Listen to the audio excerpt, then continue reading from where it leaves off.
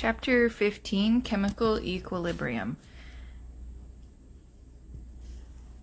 So let's take a look at what happens if we have dinitrogen tetroxide, N2O4, which is a gas. We have it in a cylinder, okay, right inside this container. As a frozen species, it's actually colorless and clear. And then upon warming, we get the decomposition of N2O4 into NO2 gas, nitrogen dioxide. Nitrogen dioxide is a brown gas. So what we see over time is that that container starts to get a little bit brown, and then eventually it reaches a brown color that no longer changes. And when we are at that point, the forward reaction is equal to the rate of the reverse reaction. So the rate of the forward and the rate of the reverse reactions are equal. So what we can write is that N2O4 gas is in equilibrium with 2NO2 gas. So we're going to use in this chapter equilibrium arrows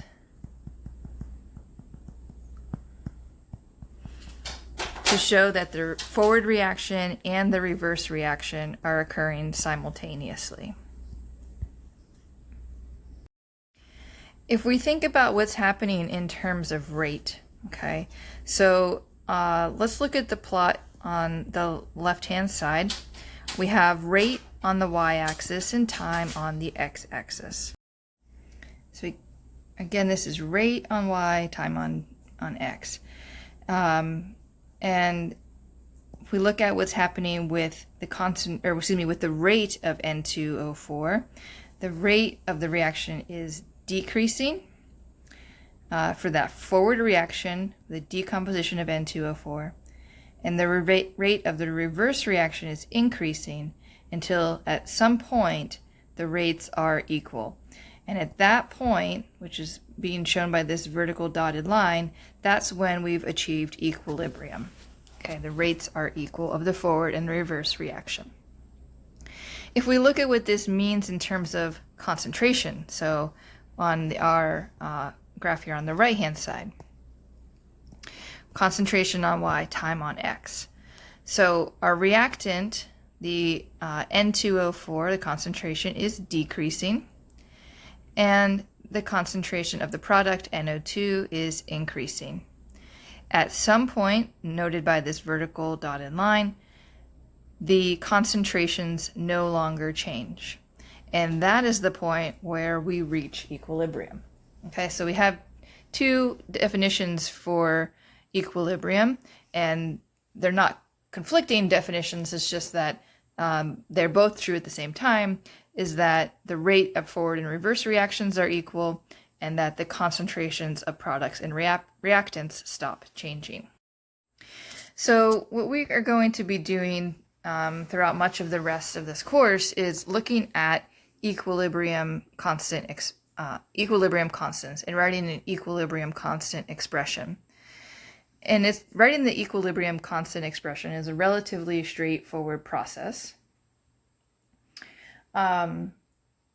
So what we will do is have a general reaction to sort of show us how we're going to do this. So we're going to have A plus B in equilibrium with D plus E, where the lowercase a, b, d, and e are the stoichiometric coefficients, and a, b, d, and e uppercase are the species of interest. Okay. To write out the equilibrium constant expression, we call this uppercase K. So we have another K, just like we had with rates. Same. Okay, these are different Ks. This is not the same as this rate constant K. Okay, so that's why we're trying to signify lowercase cursive k is for rate constants, uppercase K is for equilibrium constants. Sometimes we'll write K sub C to represent, the C represents concentration. Oftentimes we'll just drop that, but for now we'll leave it. So we're going to have, in general, the equilibrium constant is the concentration of products raised to their stoichiometric coefficients divided by the concentration of reactants raised to their stoichiometric coefficients. Okay, so that is our general equilibrium constant expression. If we're using concentration, we want our units to be in molarity.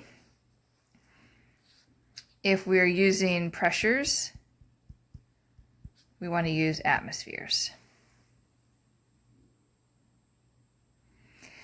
So if we look at the equilibrium for N2O4 in equilibrium with its product 2NO2, even though these are gases, we could write them in terms of a concentration. So Kc is equal to the concentration of NO2 squared divided by the concentration of N2O4.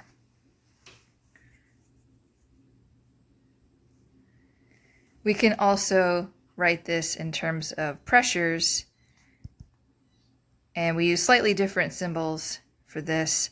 We'll have pressure of NO2 squared divided by the pressure of N2O4. Okay, those are two different ways of writing equilibrium constant expressions, Kc with concentration, Kp with pressure.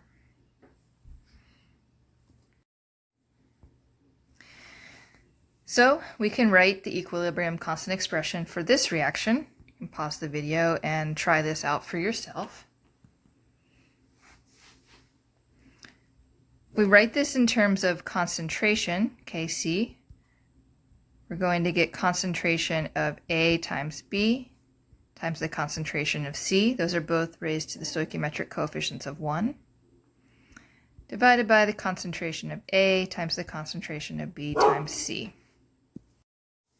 And if we want to write this in terms of pressures, we would have pressure of AB times the pressure of C divided by the pressure of A times the pressure of B times C.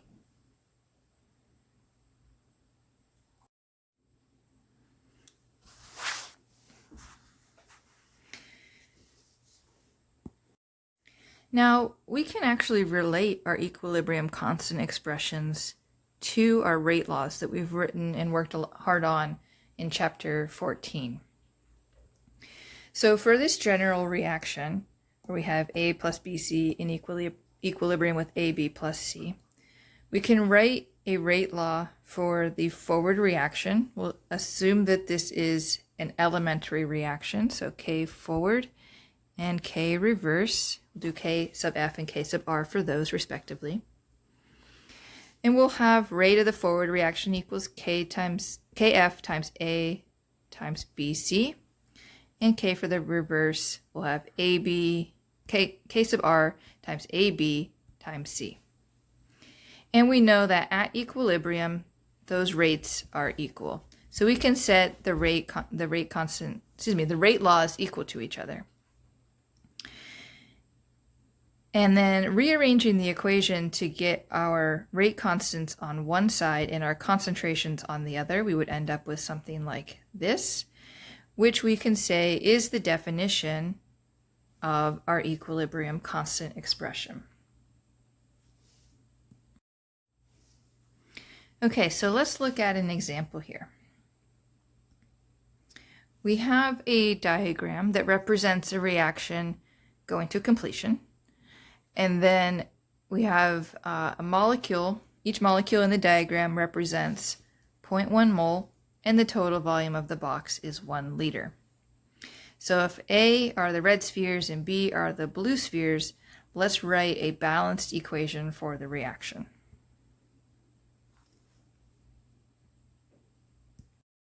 So we are simply going to count up the molecules, the spheres, and write a reaction. So we have 5 of the red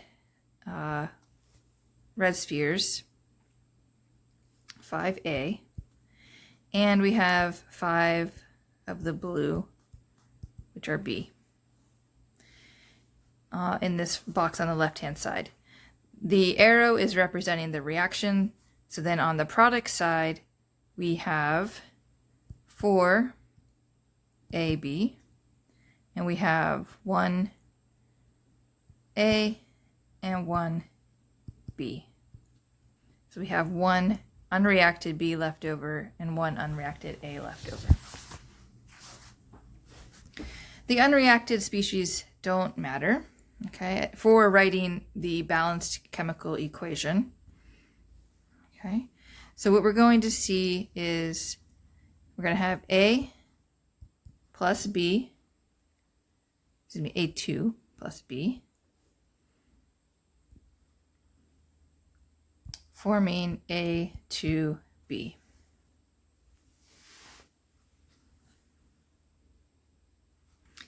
Okay, so this is our chemical equation.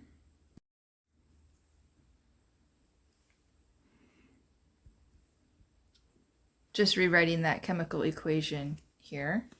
Oops. We have A2 plus B forming A2B. Okay. We can write the equilibrium constant expression for the reaction. We'll get Kc equals concentration of A2B divided by the concentration of A2 times the concentration of B. Okay, and we are given some choices here. We can circle that one. So again, that's just products raised to their stoichiometric coefficients divided by reactants raised to their stoichiometric coefficients. We can now use our equilibrium constant expression, Kc equals A2B over A2 times B, and the number of molecules and moles that are represented in the box to actually determine the value of Kc. So again, remember that each molecule represents 0.1 moles and the volume of the box is 1 liter. We want to use molarity in our equilibrium constant expression, so that's moles per liter. We now are only interested in what is happening at equilibrium. Okay, so we only care about the concentrations at equilibrium when we're solving for Kc. So when we use these brackets now, these are equilibrium concentrations. Okay. So because of that, we can count up the number of molecules. We have 1, 2, 3, 4 A2B. We have 1 B and 1 A2. And we said that each molecule in the diagram represents 0.1 moles. So we have 0.4 moles of A2B, 0.1 moles of B, and 0.1 moles of A2. And all of that is divided by 1 liter because we have a 1 liter box. So then the concentration of A2B is 0.4. For B is 0.1, and for A2 is 0.1. So now we can plug these values into our equation for Kc. So we're going to have 0.4 divided by 0.1 times 0.1, which gives us 40. So Kc for this reaction is 40.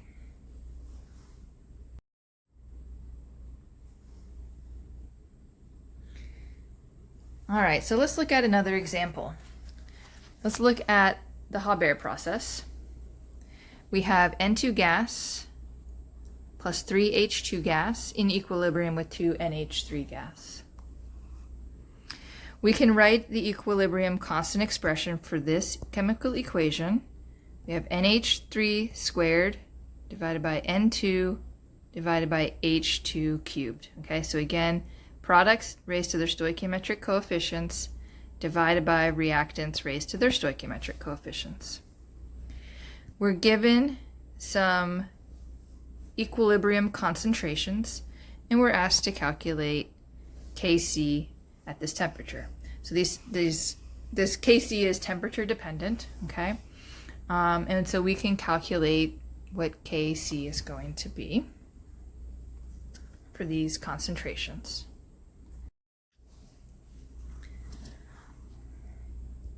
So we'll have Kc equals the concentration of NH3 squared, so it's 1.4 molar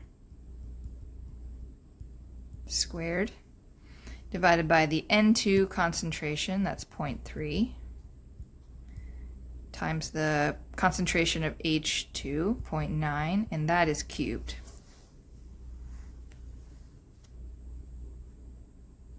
And from this we get 8.96 for the value of K.